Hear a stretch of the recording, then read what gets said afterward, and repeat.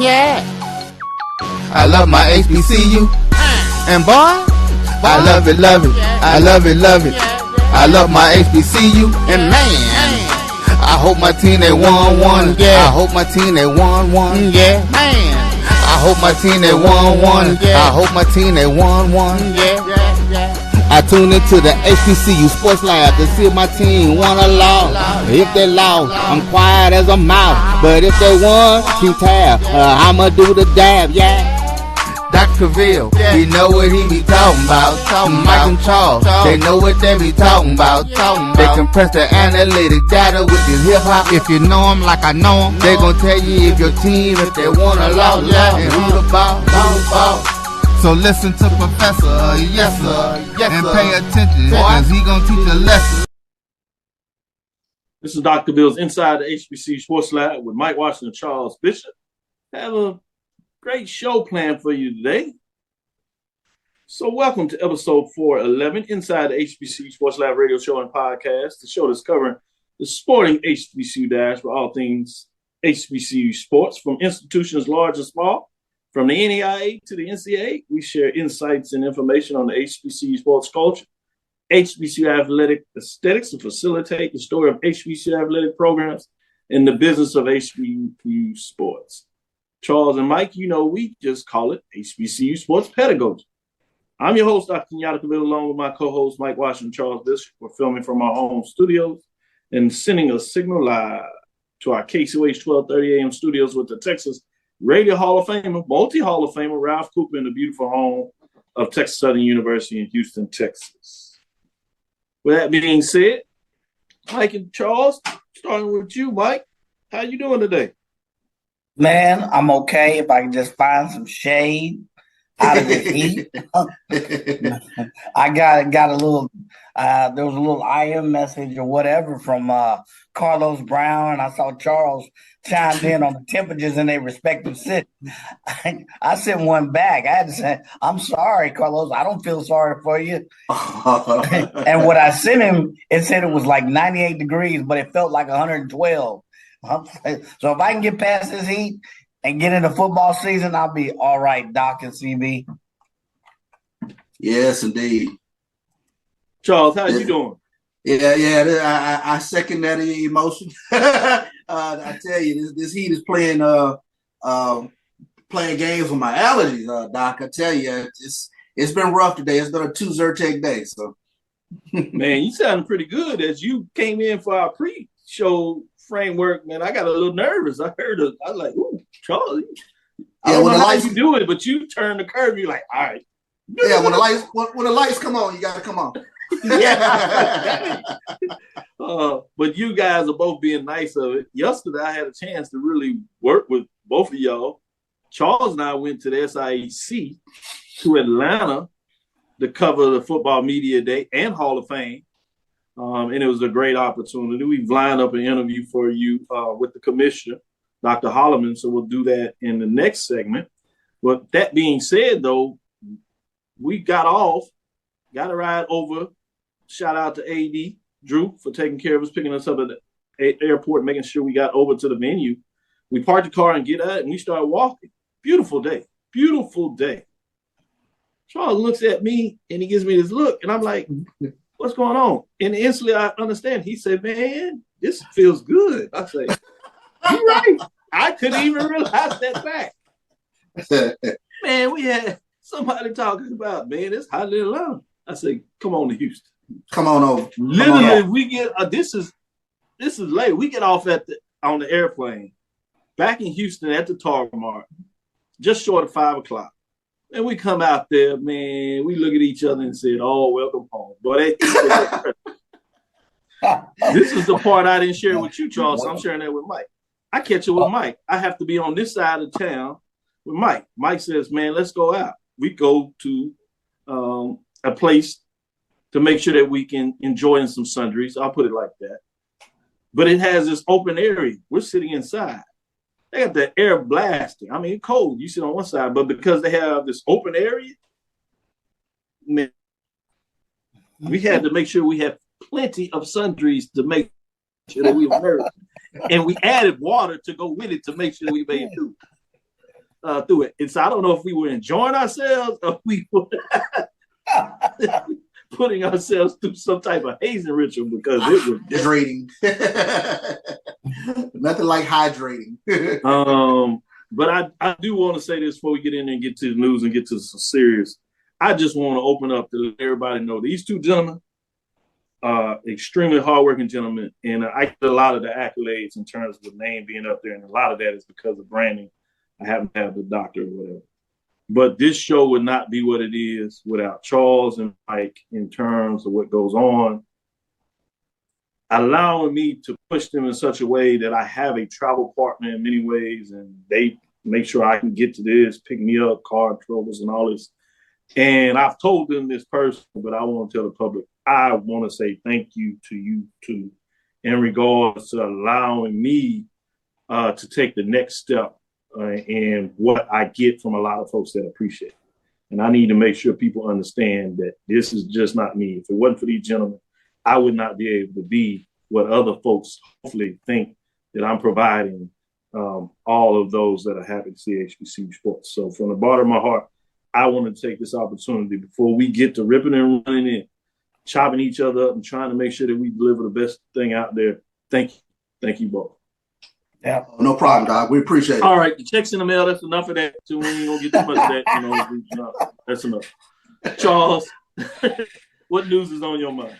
Yeah, let's go for it. And I think this came from yesterday, SIAC football games in 2023 to be featured on HBCU Go, and I'm sure we'll get into it. But the Southern Intercollegiate Athletic Conference announced that regular season football games will be featured on HBCU Go this fall. A total of 5 football matchups highlight the 2023 HBCU Go slate of conference games, including the Miles Albany State rivalry game on October 28th. And this is a statement from President of HBCU Go, Curtis Simons. This is a historic moment. The HBCU Go team is excited to partner with the SIAC to bring their conference games to a broader audience. We are committed to bring the best of HBCU culture and sports to our growing audience and SIAC fans. So that was a huge news yesterday coming from the SIAC.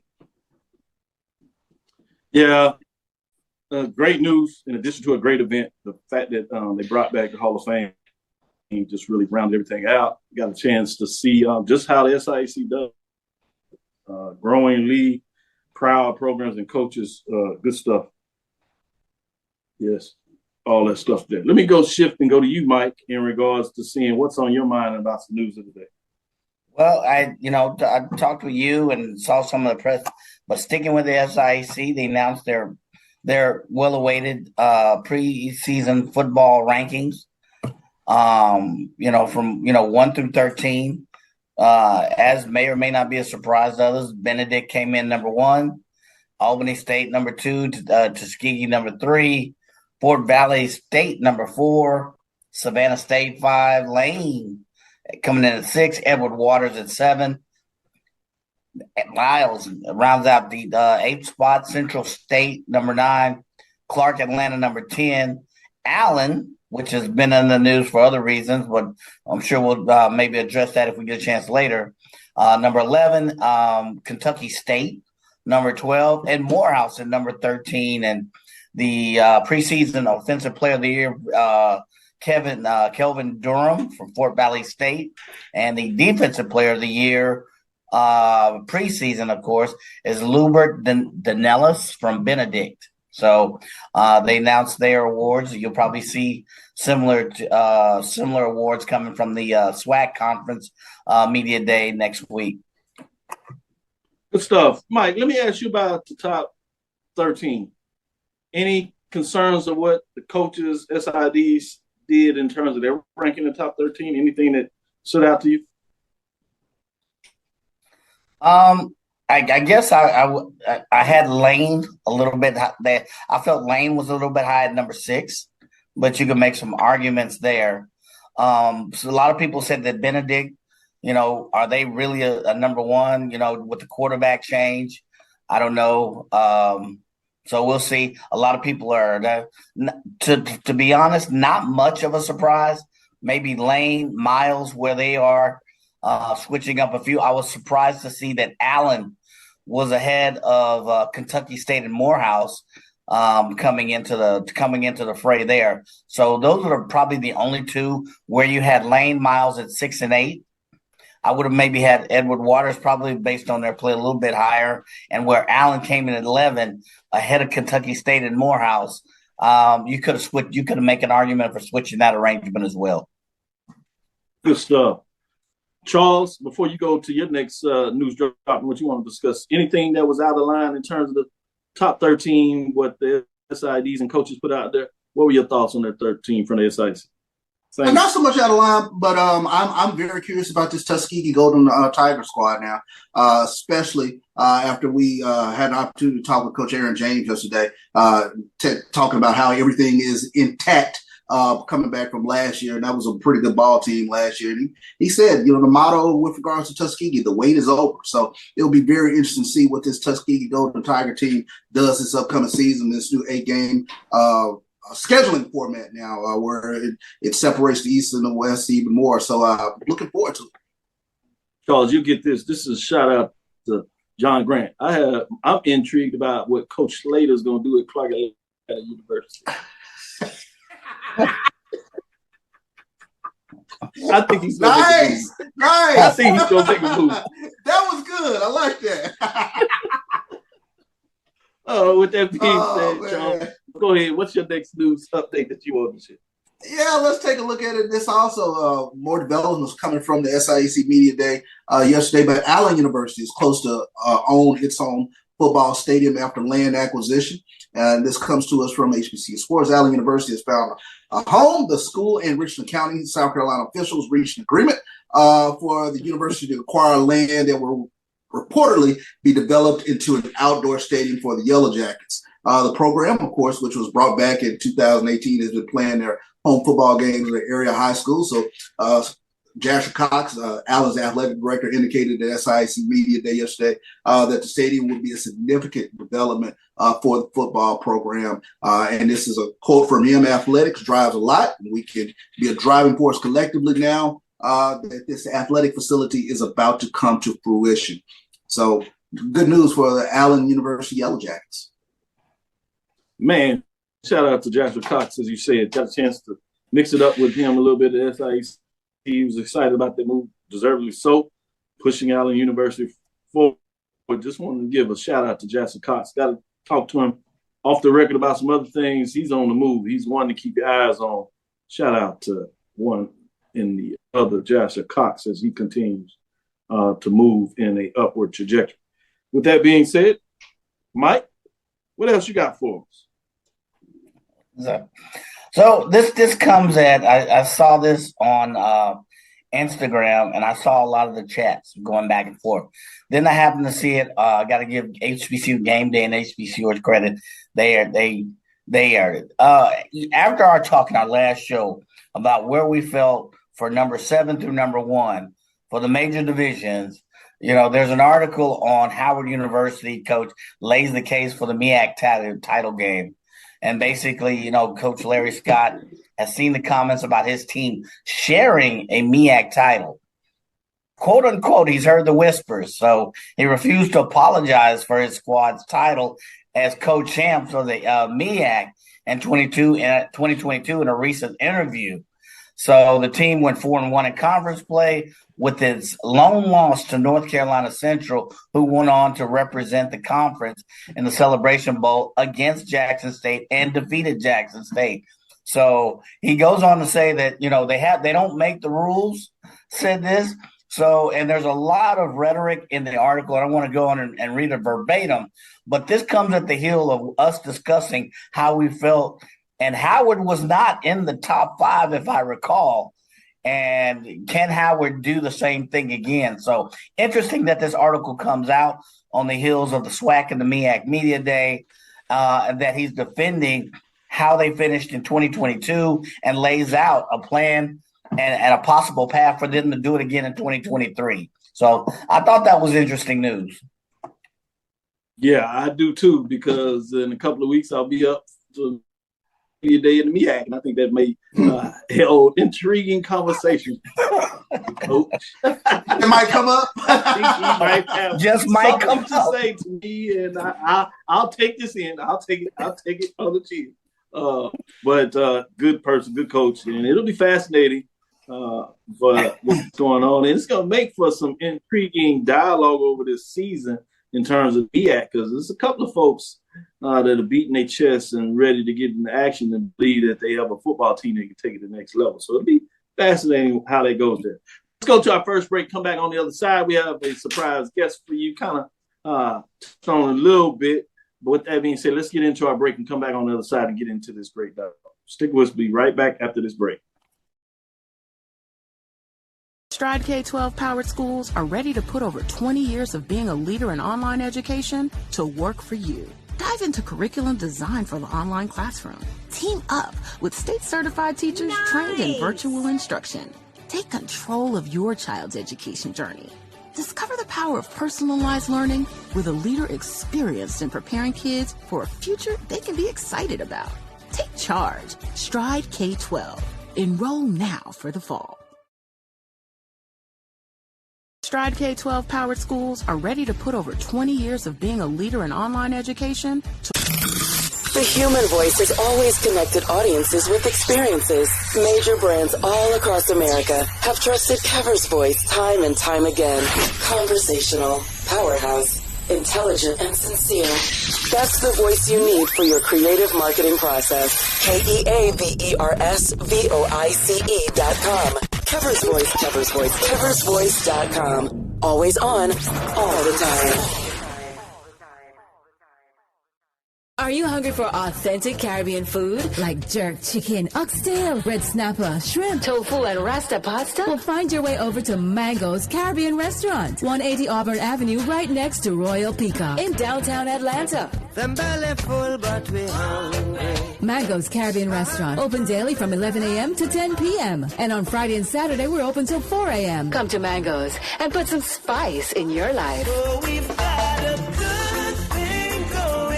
Mango's Caribbean Restaurant, 180 Auburn Avenue, right next to Royal Peacock In downtown Atlanta. For more info or directions, call 404-698-3992. Or log on to mangoscaribbeanrestaurant.com. For instant coupons, text MANGOS to 313131. Tell your mama hungry, papa hungry, brother hungry. Mango's Caribbean Restaurant. Authentic Caribbean cuisine. Open up the door, tell your mama hungry.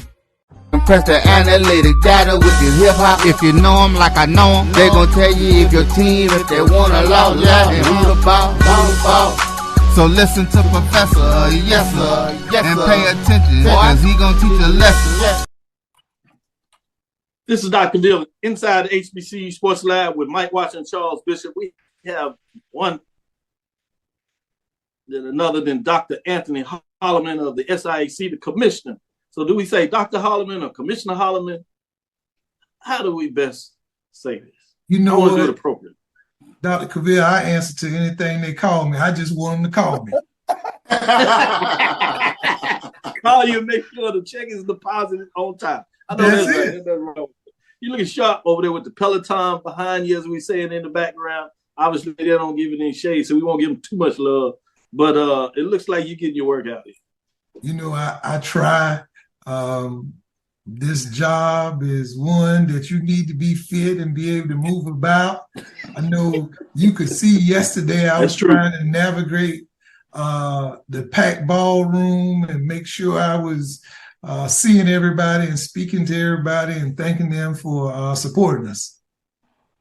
You did well, and we're going to get right into that. And all jokes aside, you really did move around that room in terms of contacting and making sure they were feeling good. And I'm saying everywhere from the media folks to your special guests for your Hall of Fame that you brought back, which was done wonderfully, to your coaches, and in a lot of ways, most importantly, to your college athletes. You made sure that they were comfortable, they were feeling good, that they understood this was about you, whether it's you now in terms of participating or previous college athletes that had participated and achieved great feats.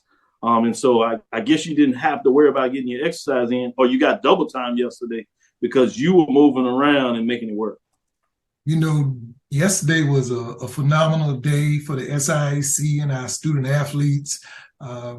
My first goal is to ensure that our student athletes have an outstanding collegiate experience.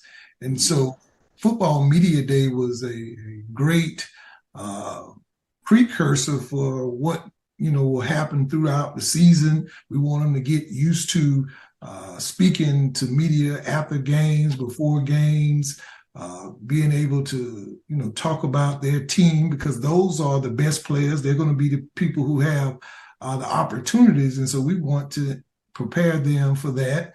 We started off Tuesday with a community service project for our student athletes. They went to mentor with the Black Man Lab at the Decatur Community Center.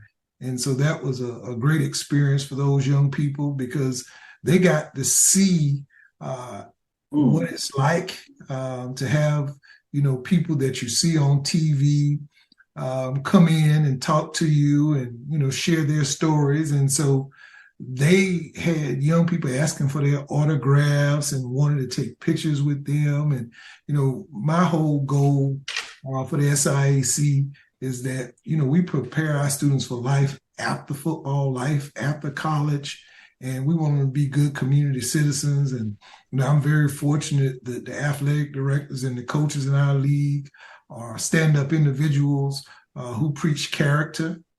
And, they are letting our student athletes know they have a responsibility to serve. I have one more for you before I pass the mic. And I'd be remiss if I didn't give you an opportunity to tell folks where you're from, a little bit about yourself. And to me, more importantly, your unique ability to pivot, because you didn't necessarily start in terms of athletics administration. And the things that you did put you in a position when that opportunity came up to do it, make the most of it from an athletic director position. And the next thing, the opportunity came up to be commissioner. So if you can tell a little bit about that, I'd appreciate it. My story is one that is not unique to the HBCU landscape. Oftentimes, if you work at a HBCU, you are tasked with, juggling multiple responsibilities.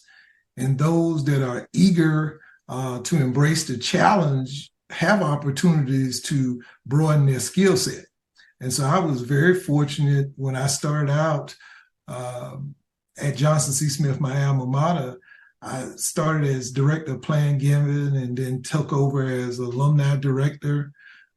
From that opportunity, I went to North Carolina A&T, which really set the ball in motion, because I had a chance to work with Bill Hayes, who was the football coach at that time.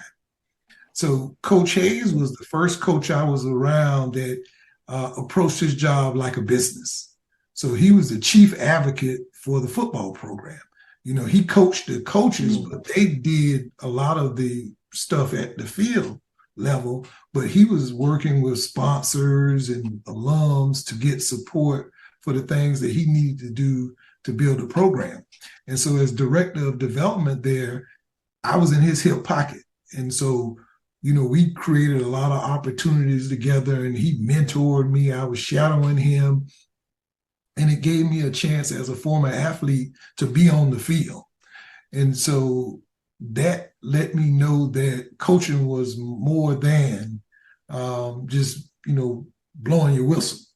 And so from that point, I went to Tennessee State, and I had a chance to work there as assistant vice president. I was again around the athletic department. Coach Cy Alexander was the basketball coach.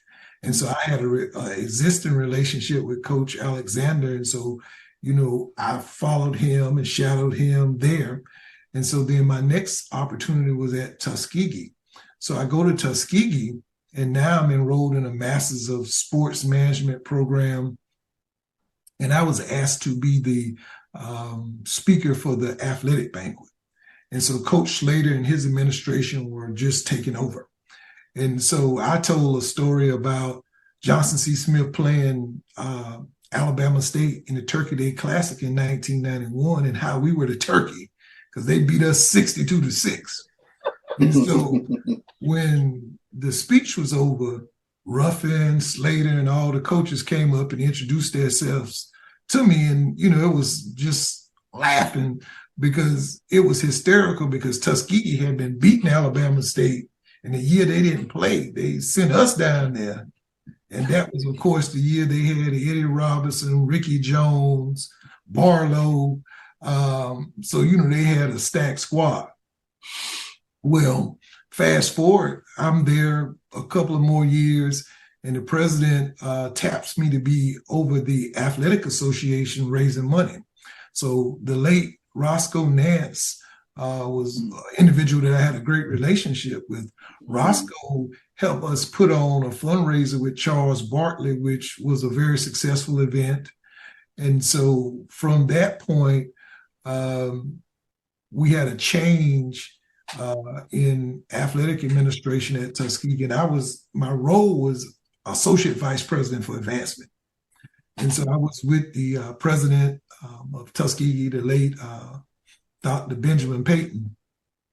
And so he said, do you like your job? I said, I love my job. He said, well, if you could do any job at Tuskegee, what would it be? I said, I'd be the athletic director. He said, why? I said, well, you already have me raising money for athletics. I have a master's in sports management. I was a former athlete, and the athletic director needs to know how to raise money. So the conversation ends that Friday in St. Louis during the Gateway Classic. So fast forward 2 days later, on Tuesday, he sent for me and he said, my boss called me and prepared me, said, you're not going to believe this. The president's going to make you athletic director today. Said, so you need to get on campus. Wow. So I get to campus. He calls me in, Mr. Holloman, heard what you said, and if you think you can handle it, I'm going to make you athletic director today. And the only thing you need to know is I'm the boss. And we're going to have a press conference in the morning, and I already called the people at the Circle City Classic and told them you're coming. Oh, so I become the athletic director at Tuskegee in 2009. We got to win the SIAC and the Pioneer Bowl. Then subsequently, we won basketball. And so then I was approached by South Carolina State to be vice president for advancement. That had been where my career was at. So Dr. Payton was going to retire. And so I, went to him and said, thank you for this opportunity, but I think I should take this job at South Carolina State because this is what I'm really good at. And you're going to retire, and maybe the next person wants to know why I'm the athletic director. And so I leave Tuskegee and go to South Carolina State as vice president. Well, that was an even greater opportunity because Coach Willie Jeffries, Buddy Pugh was the head coach at the time, and one of my high school mentors was on the staff. And so they really embraced me and brought me into the fold at South Carolina State. So I worked with them on a lot of projects. And so Buddy and Coach Jeffries are the most personable coaches you would ever meet. And they have relationships throughout the state, and they let me tag along. And so literally every time Coach Jeffries made a speech, he introduced me to people in the business community. Charlene Johnson was the athletic director at that time. And so we had a great working relationship. And so I was raising money, and all of these stops, I was successful raising money that helped athletics.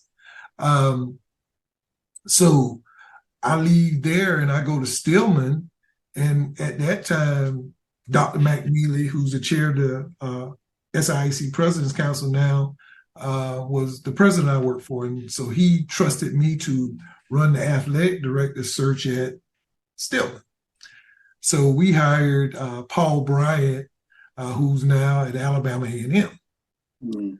And so, Paul was a phenomenal candidate. He just dropping names, bro. And so I'm there and I'm helping, raise money, and that's going well. Well, when I leave there and I go and I take a job as vice president at Jackson State, they were in transition. So literally, Harold Jackson was let go, and the athletic director was let go. So athletics was reporting to me at Jackson State. Mm-hmm. So I had always been in that space somehow over my career. Wow. So I go to Wiley, right. And then when I come to Fort Valley, they were going to make a change. And I had gone and I had, a lot of great success early on in my fundraising career at Fort Valley. And the president knew of my athletic, pursuits. And he asked me to step in as interim while balancing my vice president's responsibility. And so that was June 2018. So that ended up being a permanent appointment. And so I was really fortunate because when you come into a conference when everybody in that role is doing an athletics job and most of them were coaches, I was the only relative outsider in the group. And so, my sense of, normalcy was, always thinking on a business side. So Dr. Lynn Dawson was the chair of the AD's Council. And in Lynn's infinite wisdom, he asked me to be vice chair. And so this was going on during the pandemic. So we were always meeting with the presidents and the commissioner. And so I got, great insight on how those meetings were ran and, the sense of responsibility that role came with. So when Lynn's term was up, I was elected chair of the AD's Council. And so I was the chair of the AD's Council up until I became commissioner. And so I've had, great opportunities and exposure. And so going into this role, I feel like I was really prepared because I had been working with Commissioner Moore. I had been leading the ADs for 2 years and supporting Lynn for another year. So I had some great insight. And so I really have to thank, my colleagues because they allowed me as a person who was coming at it from a different perspective than them to have input and ask questions and make people think about things from a different lens. And so, that's how I got to this point. Dr. Cavil and I attended Hampton President's Harvey session advancing to the presidency. And so I always thought I would be a college president. But what I aspired to be in my dissertation is about leadership. And so this role, gives me an opportunity to lead. And, I'm very happy and I wouldn't do anything else. Good stuff. Great. And I wanted to get it out there because I don't think people can read that in a bio to really get an understanding of how he went through this. So I appreciate you taking that extra time. And I know that's not necessarily what you do for yourself. So to share that with people, in a lot of ways with young people, I think it's important because it allows them an opportunity to understand that the chances for you to get there are there, but you need to navigate that space and be wise about it. Let's take this next break. We'll come back on the other side and we'll turn over to Mike, to Charles and Mike in regards to asking some more questions about the SIAC. Thank you. Stick with us. Be right back after this break. T. Madden & Associates is a sophisticated and experienced law firm located in your neighborhood. We're turning injury to cash. T. Madden & Associates obtained almost $2 million for my injury. They turned my injury to cash. Now, we can't guarantee how much your injury is worth, but we've recovered millions for our clients.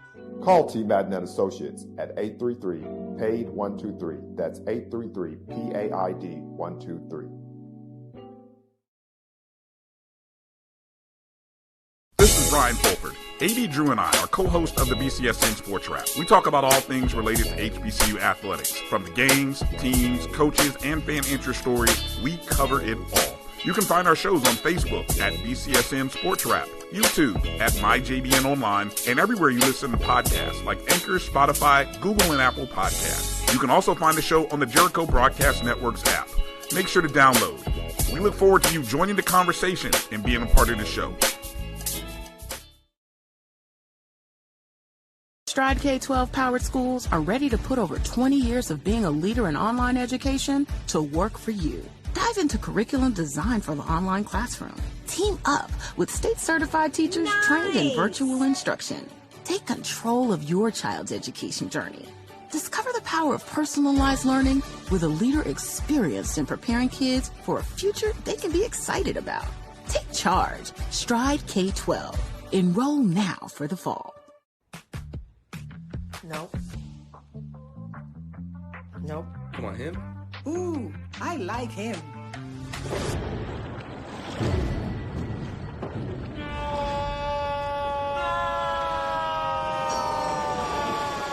Quick, the quicker picker-upper.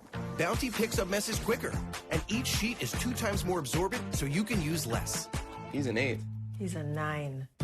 Bounty, the quicker picker-upper. Press the analytic data with your hip hop. If you know them like I know them, they gon' tell you if your team, if they wanna law, and who the ball. So listen to Professor, yes sir, and pay attention, cause he gon' teach a lesson. This is Dr. Bill with Inside the HBCU Sports Lab with Mike Washington, Charles Bishop. We're here interviewing Dr. Holloman, that is the commissioner of the SIAC. With that being said, Charles, let me jump back in here and let you ask the follow-up question. First and foremost, Dr. Holloman, I want to say congratulations on Media Day yesterday. It was a very first-class event. I enjoyed everything about it. So kudos to you and your staff putting on a very first-class operation yesterday. Thank you. I wanted to start by asking this question, and I took a lot of meticulous notes yesterday, especially listening to the coaches, because the coaches talked about the amount of talent that's in this league. They mentioned 6 or 7 guys that are going to be on undrafted free agents that will be in training camps in NFL this upcoming season. And I wanted to ask about this new scheduling format. You guys have gone to the 4-4-2 scheduling model, and the opportunity that presents itself and the excitement around SIAC football this upcoming season. You know, one of the things that I think was important for the SIAC is to create competitive balance. If you look at the SIAC over the last 30 years, Tuskegee has won 11 championships. Albany State has won 11 championships. Miles won 4. Fort Valley won 2. And then Benedict won his first last year. And we have 13 football playing schools. And so the desire is to see the best teams advance to the championship game. And I think you can do that better by playing more conference games where everybody is getting to play everybody. It's significant, I think, to have 4 home games and 4 away games. And we tried to balance out the travel to ensure that you didn't have to go to Kentucky State and Central State back-to-back weeks or in the same season if all possible. And so we were mindful of those things, and we wanted to maintain traditional rivalries. So you have Morehouse and Tuskegee that'll play every year, Morehouse and Clark, Fort Valley and Albany State, Savannah State and Fort Valley. So you wanted to maintain those rivalries, but be sensitive to make sure that a student athlete that's a 4-year athlete would play in every stadium during their time in the league. And, you know, that was important to us. Another reason for us, we had 8 teams on the East and 5 on the West. And geography played a part in that, but the reality of it, I don't think it was equitable. And so, you know, that was the first order of business and then creating a 4-year composite. The one thing that we haven't had in several years is a 4-year composite. So now our teams can go out and schedule non-conference games. If you want to play more D2 games or you want to go in search of guarantee games, you have that opportunity because you know in advance where your open dates are. Now for us, the one thing that's different is we have an odd number of teams at 13. So that means somebody's going to be open every week. And that means you could be open week 9 or 10, but with enough advance notice, then, we're hoping that they can find games that are appealing to them. We're going to a neutral site championship game. My goal with that is to give us an opportunity to promote the game, create excitement, and make it about the SIAC as opposed to the institutions that make the championship game. So we want to go to a city that will offer us the opportunity to have host committees with our alums from each of our member institutions that are promoting the game, that are selling tickets, helping us secure sponsorships so that we can have a great fan experience and a great experience for the student athletes. And I think we'll be able to do that with this format. Thank you. Good stuff. Mike, go ahead. Follow up. Yeah. First, I echo CB's thoughts on, unfortunately, I could not make the SIAC Media Day, but I have been there in years past. So congratulations on a tremendous event. I want to switch gears on the question. You've had a number of stints at various universities. And one of the accolades that seems to follow you is tremendous fundraiser, tremendous friendship builder. As a matter of fact, in your last stint at Fort Valley State, I think you set a record for fundraising and friendship building, which goes to relationship building. So my question is, how do you take those tools and extrapolate them to the SIAC from a marketing and branding standpoint? I know you have a 2 or 3 year, strategic goal, but, what are some of those tools, if you will, that you can share with us that you're going to extrapolate to the SIAC, and what are some key steps that we can look for in the future? So one of the things, and probably the most important things, is to be visible. And I say visibility in the sense, yesterday was a key step for us in the sense that we hadn't had a Hall of Fame ceremony since 2014. And so the SIAC has a rich tradition of great athletes in all sports. And so it was important that we spotlight those individuals. Now, I took the job in September, so we had a short runway to accomplish that. But my idea was, okay, if we tie it to Football Media Day, I will have a built-in media presence that will create some enthusiasm and visibility that does not exist. We should honor the most deserving people, but we should also have people who have high visibility such that they will have followings of people that now will be interested in the SIAC and what we're doing. I think we have to spend more time, building up our student athletes at our member institutions, because we are a student-driven league. And so we're going to spotlight our students and try to provide them additional opportunities. One of the things for me, I am not looking for sponsors as much as I'm looking for partners. And so we are going to focus on entities that are willing to partner with us, provide financial resources, but in turn provide opportunities for internships, co-ops, and permanent employment for our students after college. And so I think that is very important, because when a company partners with you, they're invested in you. And so my philosophy is to build the SIAC inside out. We're going to take what we do well to the masses. We're going to be highly visible. I'm going to take opportunities to be on platforms like this where I can talk about the SIAC, our student athletes, our member institutions. And we want to partner with credible institutions. And so we'll look at opportunities like the one we announced yesterday, where we're going to do 5 games with HBCU Go this year, and it'll be 7 teams or 7 games total. We'll have 2 non-conference games that we participate in.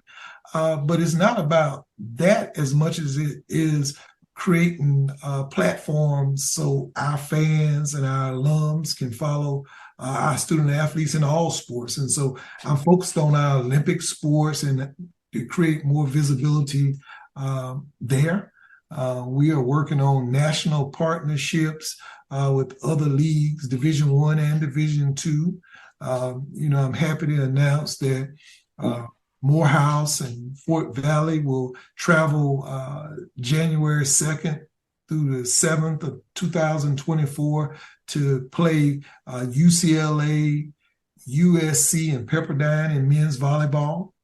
Wow. Wow. Wow. UCLA is the defending national champions, and they are hosting this, activity. And Coach John Sparrow, who is the U.S. national team coach, as well as UCLA's coach, has been a good partner with the First Point Volleyball Foundation and supporting us in this endeavor. And so we're looking at opportunities to increase the brand awareness, to be associated with entities that, are doing good work and that will ensure that I can push the SIAC to the top of Division II. Awesome. All right. Okay. Thank you, Dr. Holloman. Is there any way we can ask you to stay over for one more segment? I know your time is very busy. Sure. Great dialogue, and I know there's some more information that we want to get out to the people. So let's take this next break. We'll come back on the other side and follow up a little more in terms of our interview with the Commissioner of the SIAC, Dr. Holloman. Now, you can't live in Texas and not have a good red meat blend. Texas Cowboy Dust is designed for steak and other red meats. It's out to be my most popular spice blend, made with onions, peppers, ground mushrooms, pink salt, and other spices. Texas Cowboy Dust also goes great with chicken, pork, vegetables, and adds a restaurant quality sheen to gravies and sauces.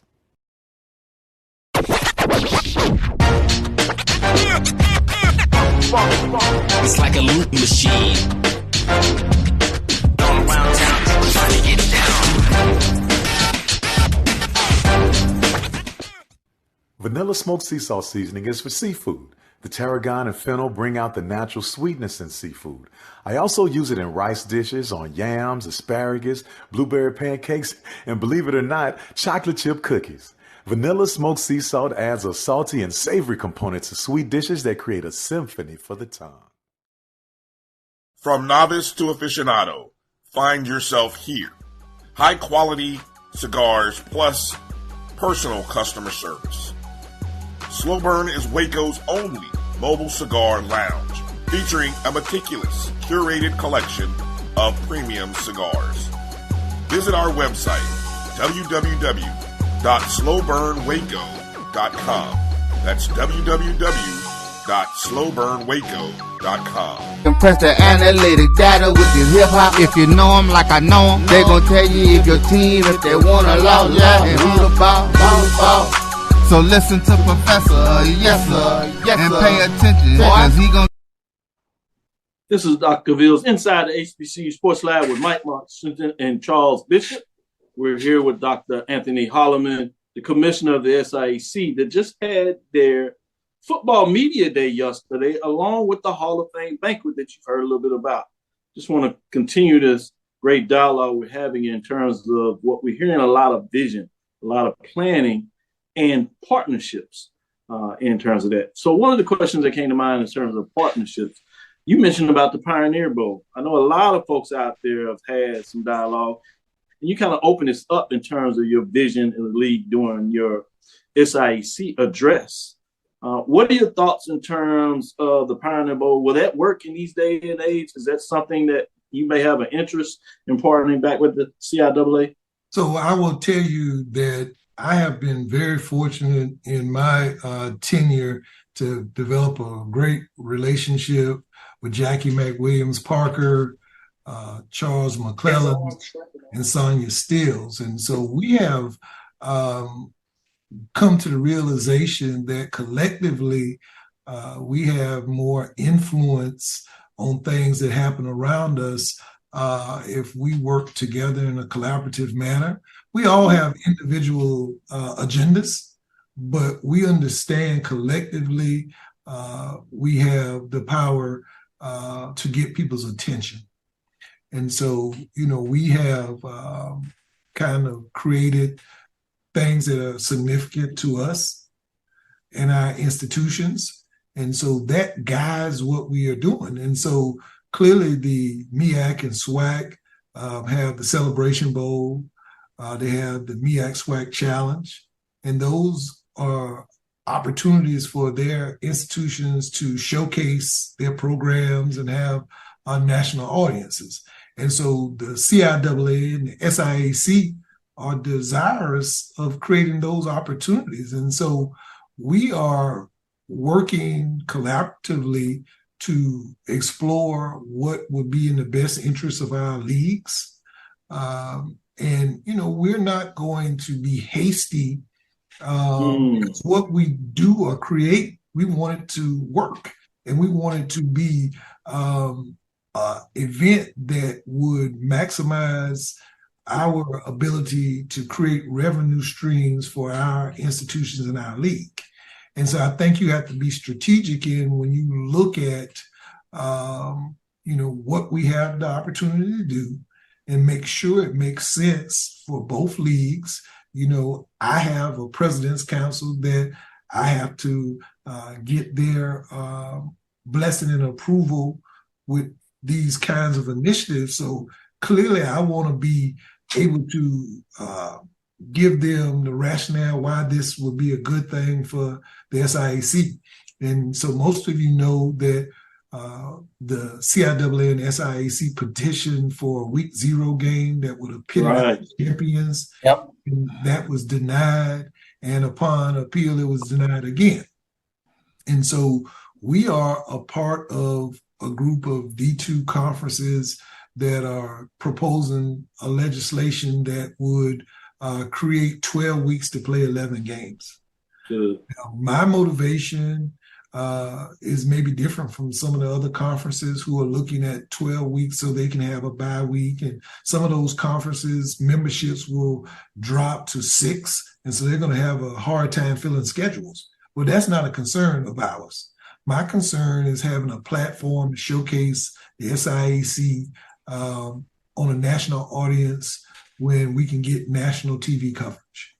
And so it is a means to an end, I think, because we did co-sponsor this legislation. We think it will pass. And so we're excited about that.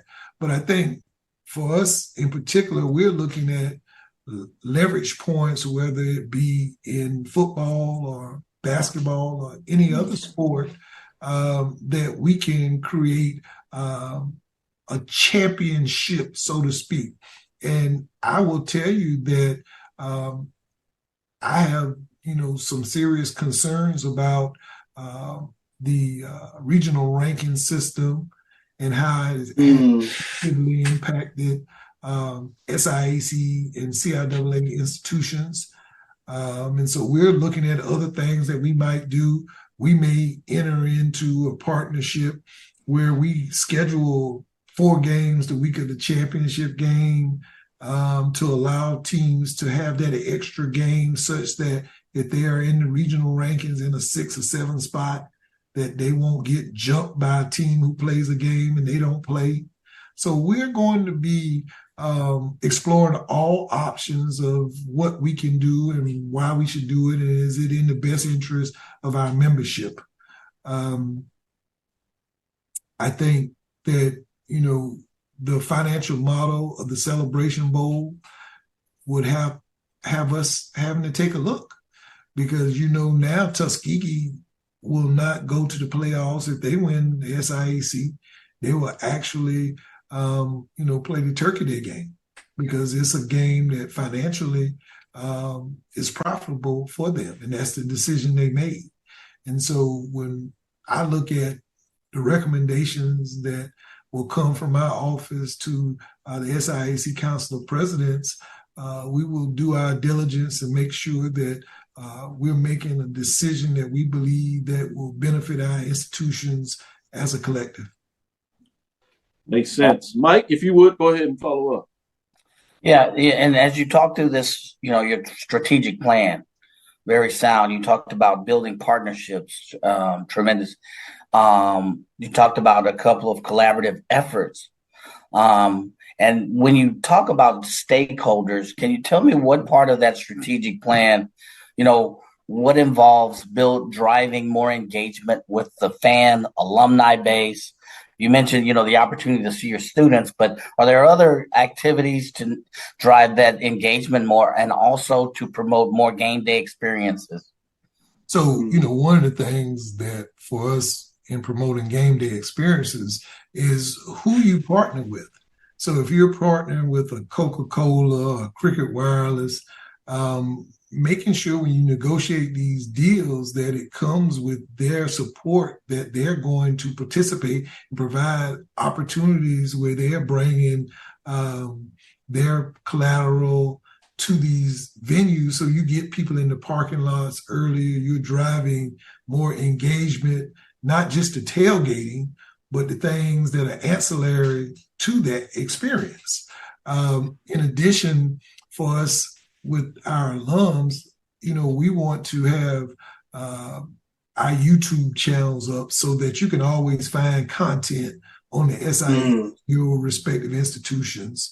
We want to do a better job of keeping our stats in real time because, parents always want to know what their sons or daughters did at that particular game. So, there's some things that we're working on. We want to make our website more user-friendly so you can find what you're looking for in a click as opposed to 10 clicks. And people get frustrated. I think one of the important things for me is just the SIAC staff as a whole be more visible at games within our league so that we can assess where we are doing well and what we need to work on. And so the fan experience is such that each place is different. And so one thing that I'm not scared to do is model an idea I sent in someplace else.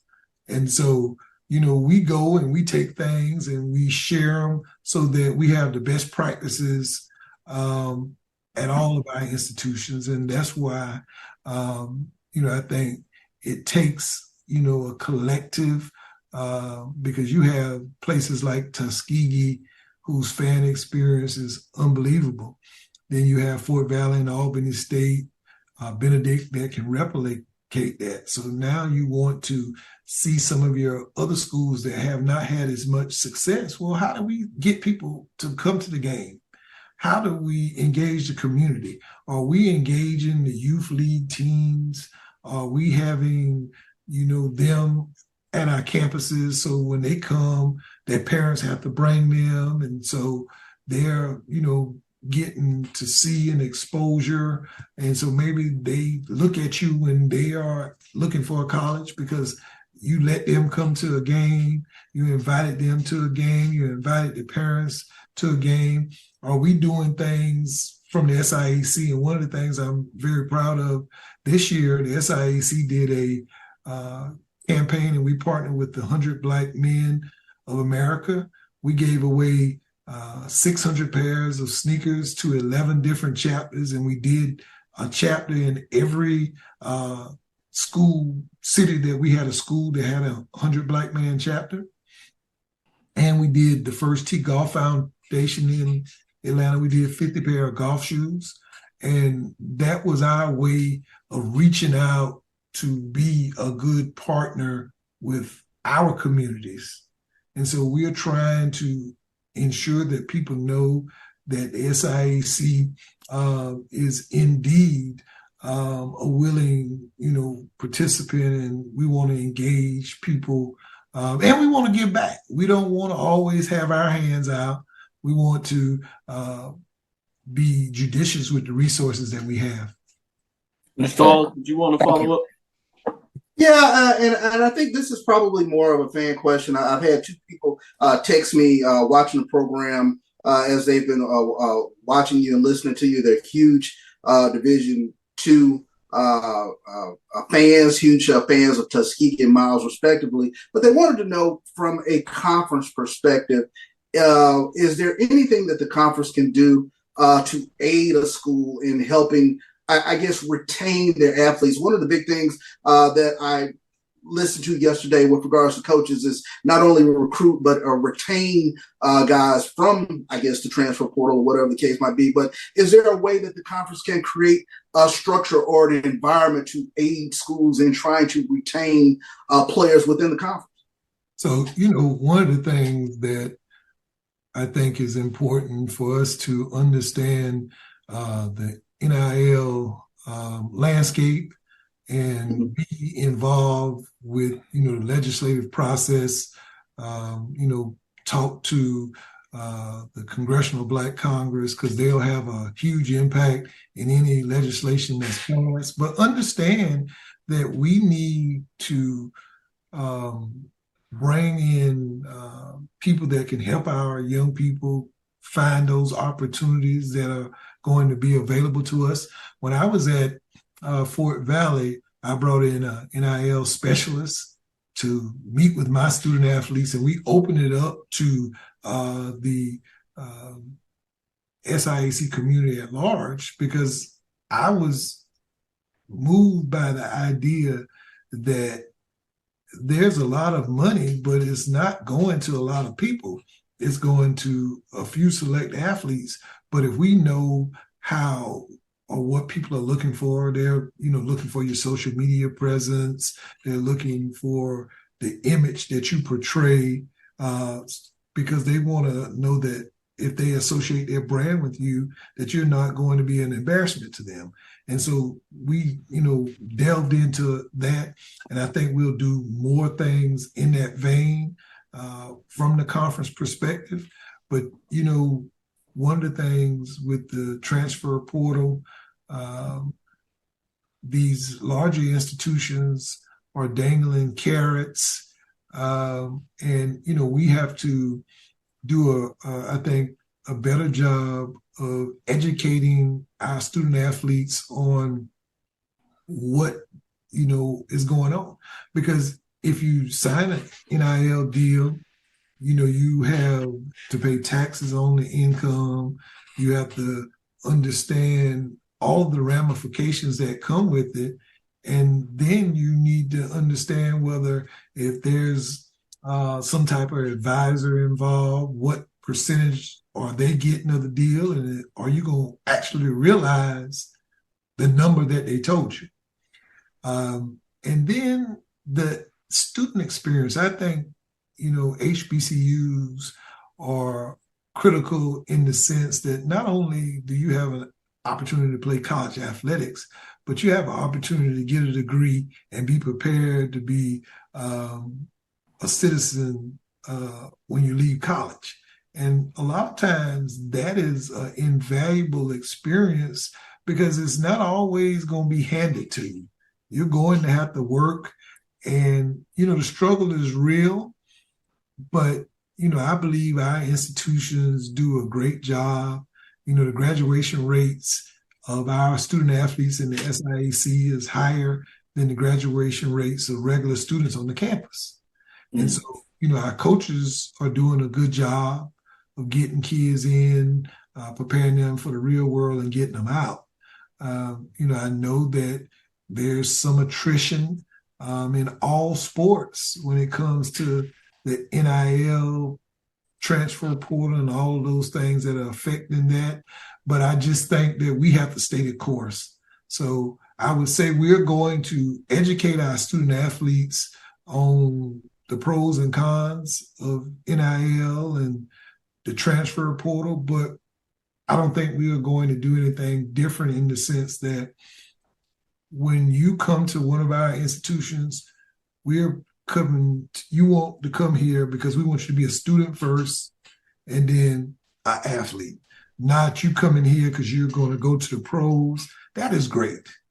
The student athletes that I've been around that have had an opportunity to go to only play professional sports have always been the hardest workers, and they are the people who are doing what they're supposed to do.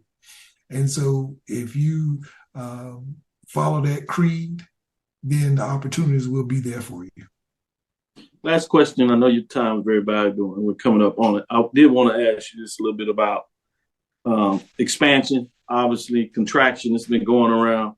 Talk a little bit about, and you don't make this decision by yourself, and I think sometimes we hear fans that don't realize if the commissioner itself can be like, yes, tomorrow we're going to bring the school in. And then at the Division II level, obviously, you have the competitive or natural inclination of the MEAC and SWAC.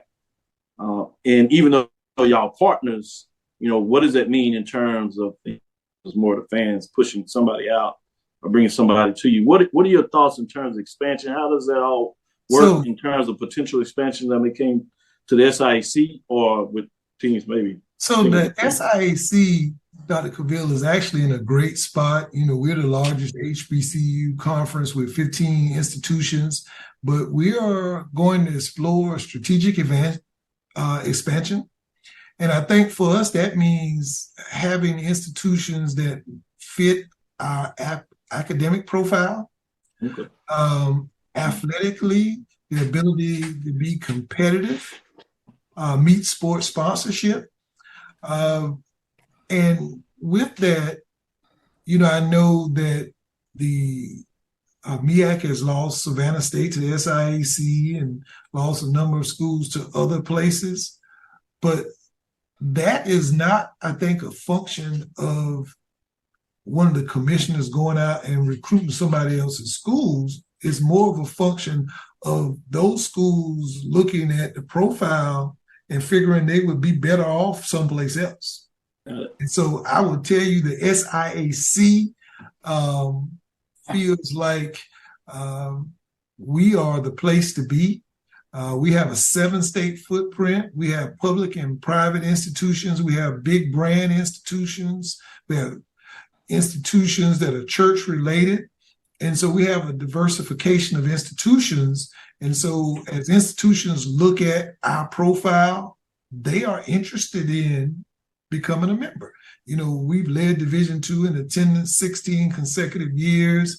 Our basketball programs are very competitive, and you go on down the line to softball, baseball, track. We feel like we have something to offer. And so as the commissioner, my responsibility is to field calls and give people appropriate information about the membership process, have it vetted by the Council of Presidents. And so we are open for business. And we will be receptive, and we will be thoughtful in the process of letting institutions know we have a certain profile, and these are the things that will be important to the SIAC and its members, because the one thing that we wouldn't want to do is have a bad fit. And so it's my responsibility to do my diligence and report to the presidents the findings so that they can make an informed decision, because that's the one thing that's key: goodness of fit. And so we won't sacrifice that to become larger. Most definitely. And we've seen that recently with Edward Waters and Allen University, to name a few, in terms of them seeing the benefits of the SIAC and the SIAC and them as good fits. So great points there. We'll let you go on that. Just want to say thank you for your invaluable time and coming in and sharing the vision, the process of SIAC, particularly after a great SIAC Football Media Day 2023 with the Hall of Fame class. Anything that you want to add or say that we didn't give you before we close? I would just like to thank you, gentlemen, for taking the time to speak to me tonight, but traveling to be with us yesterday was a great atmosphere, and you all brought, tremendous value by covering our student athletes. And, I'm, looking forward to an amazing competitive football season. And, last year, Benedict definitely wasn't picked to finish first. So, I would, encourage everybody to not read too much into the predicted order of finish. The games will be decided on the field. And so always, I can't wait till the ball is snapped. Well said. Absolutely. Well said. With that, as we close, take our last break, we'll come out to close out the show with a couple of comments for Mike and Charles. Just want to say thanks again. AD Drew said SIAC is in great hands with Dr. Holloman. So a lot of folks out here are really appreciative of what you're putting together and above those that watch the shows today. So with that being said, thank you for your time. We'll be in contact, and just know anytime you have any additional news that you want to get out there, call us. We'll make room and space for you to be able to share that. You need that platform. So thank you, Thank you, Dr. gentlemen. All right. No problem. SIAC Commissioner. We'll be right back after this break. The Cavil Group is a Florida-based marketing and training consulting firm. We help businesses communicate to their target audience and engage them in conversation. We also help to expand their audiences, which will ultimately result in growth for those organizations.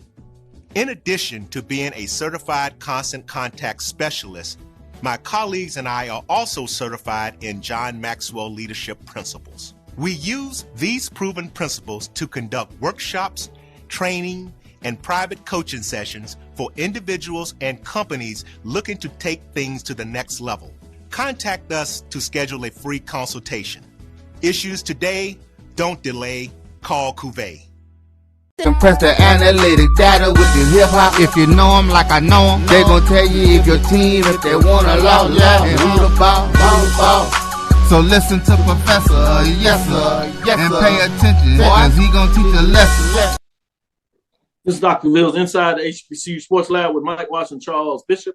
Hope you enjoyed our dialogue interview with Dr. Holloman, the commissioner of the SIAC. With that, Charles, I wanted to come back and I just wanted to frame this to get your overall thoughts. We're starting to see, obviously, with the great reporting from whether HBCU Sports, HBCU Game Day, other segments out there in the marketplace that are providing this, but you're starting to see the vision and strategy of several of these commissioners that are, and as well as VPs and ADs that are really providing a framework that they're sharing the masses about understanding athletics, the business side of this, also the relationship you have with your college athletes, and understanding these numbers in regards to a lot of decisions that are being made, whether it's anything from participating in classics, whether it's working with the NCAA or challenge the NCAA where it's appropriate, working with each other. We've seen that platform, which is different at a level we haven't quite seen before. So I think in a lot of ways, you can really see HBCUs are in good hands and stewardships with the leadership from the athletic perspective, whether it's on campus in terms of ADs and VPs or in the commissioner's office, to me, really across the board. What are your thoughts in general about this framework of athletics? Yeah, and I want to say this, and I've especially grown closer to it, especially in regards to the master's program and the doctoral program at Texas Southern University. But I want to say that, like you mentioned, we are in extremely great hands with these commissioners and ADs now who are really doing a tremendous job being forward thinking in regards to the business of HBCU athletics. HBCU athletics is a very unique sort of a business structure, and to understand what the fans wanted to provide that, and to go about the brainstorming of continuing to try to provide fans the best possible experience. And I continue to say we are in a renaissance of really watching how things can play out in the next few years. We see college athletics in general transforming right before our very eyes. And for these commissioners and ADs and administrations to really be out in front of things, it gives you a very, very good feeling in terms of being a fan of HBCU athletics. Great points as always. Mike, you always are big about strategy, but that strategy and vision from an analytical perspective. Looking at the data to tell the story, but to help you make decisions. Do you believe you're seeing more of that in terms of leadership of several, if not many, of the HBCUs, from individual institutions to the commissioner office of these leagues? Yeah, absolutely, without question. And you can just sit in a 5 minute conversation, and you can hear the background of a business strategy with a passion for HBCU athletics. You hear Dr. Holloman, and you heard him. Understanding the landscape is one of those things that are important from a strategic approach. He said we have a 7-state footprint. We know our business. We know what we're good at. We have a diverse portfolio. If you just close your eyes, that sounds like the valuation of a very valuable business organization. But as CB said, this is an HBCU division, so it's got a uniqueness. So at the same time, while there's a business approach, there's an understanding of how that uniqueness, that unique diaspora fits into that business strategic approach. And you hear more of these ADs talking about that. Yes, one of the things you heard, Dr. Holloman said, yes, we'll look at, alignment, but we have to go with what makes sense for the SIAC. Where, he talked about several factors: budgeting, students, portfolio, balance, all of the factors that go into making that kind of key decision statistically and strategically. You hear more of these ADs talking about that. And there's a unique fit and a unique approach to the HBCUs. I'm very pleased to hear that. So without question, back to your question, you're hearing more and more of that language, that business approach, that strategic approach, but it has a unique fit when it comes to with regard to HBCU organizations. It's really great to hear. Go ahead, Charles. And I will say this to sort of bookend it: the transparency and shows like this that provides that transparency for these commissioners to come on, for these ADs to come on and explain the vision, because I think fans really appreciate that. So thank you, Dr. Cavil, for a format where ADs, Absolutely. commissioners, coaches can explain what it is they're doing, so our fans are not in the dark as we were maybe, 30, 40 years ago. So it's very important that these things happen. And there's one other. I'm sorry. There's a factor of trust. You heard CB mention Dr. Cavil, the trust for these ADs to come on your platform and to provide transparency in the vision. But you hear trust that they're building with their stakeholders, trust with other ADs, trust with other organizations. You hear a lot of that language coming as well. So I echo Charles's comment. Hey, you built a network of trust, and that's reverberating to other ADs, and you hear that in their language and incorporate it into their strategic approaches. Thank you for your comments. Great points that you make. And it's all of us that puts it together, including Black College Sports Network, Roy behind the scenes and making this work to make sure we have the vehicle to make this go. With that being said, download my JBN, my BCSN, help us help you to make sure that we can continue to give you this information. So continue to support those likes, subscriptions, important in regards to what we do. The commentary is even more important in terms of supporting that you know that you appreciate the format that we provide. With that being said, we'll say thank you for listening to Inside the HBCU Sports Lab. Make sure you share our podcast with your friends and colleagues. I am Dr. Kenyatta Cavil, the Dean of HBCU Sports, coming from inside the lab in the College of HBCU Sports with Mike Washington, Charles Bishop. Hope you enjoyed our guests. Again, Dr. Anthony Holloman, the Commissioner of the SIAC. Again, we want to thank you for listening to Dr. Cavil's Inside the HBCU Sports Lab with Mike Washington, Charles Bishop, every Tuesday and Thursday at 6 o'clock. We look forward to next week as we discuss the latest in the news. Follow me, Dr. Kenyatta Cavil, that's DrKenyattacavil, Twitter, Facebook, and Instagram. Inside the HBCU Sports Lab 1 on Twitter, Facebook, and YouTube. Inside the HBCU Sports Lab.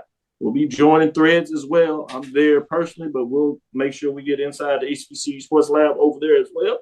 So we're going to make sure we're in the places and markets to be. With that said, thank you to all the lab listeners for continuing to make sure that we get it done.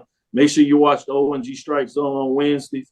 Make sure you check out Carlos Brown on Saturday. And then on Sunday night, make sure you have Brian and AD with Sports Rap. With that being said, dream big, continue to move forward. We will talk with you soon. Charles. Horse. Mike. Lecture. Dismiss.